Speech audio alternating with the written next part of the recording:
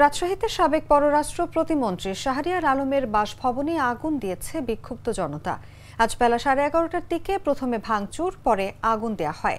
আগুনে 4তলা ভবনের অধিকাংশ পুড়ে গেছে। বাঘা উপজেলার আর্নিতে এই ঘটনা ঘটে।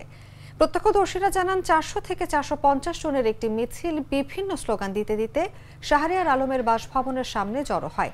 এরপর বাড়ির প্রধান ফটকের তালা ভেঙে ভেতরে প্রবেশ করে সবগুলো রুমে ভাঙচুর চালানো হয়, লাগানো হয় আগুন। এ সময় পুরো 4তলা ভবনে আগুন ছড়িয়ে পড়লে গ্যাসের সিলিন্ডার বিস্ফোরণের শব্দে চারদিকে আতঙ্ক ছড়িয়ে পড়ে। আগুন লাগার প্রায় ঘণ্টা খানেক পর ফায়ার সার্ভিসের একটি ইউনিট এসে আগুন নিয়ন্ত্রণে আনার কাজ শুরু করে। তবে পুরো বাসভবনের অধিকাংশ রুম পুড়ে যায়।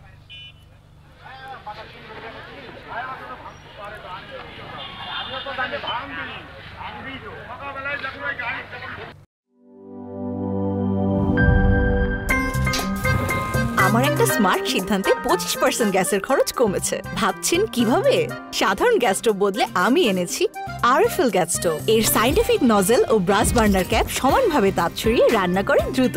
তাই গ্যাসও বাঁচায় 25%, টাকাও বাঁচে 25%। আরএফএল গ্যাস স্টোভ নিরাপদ ও গ্যাস সাশ্রয়ী।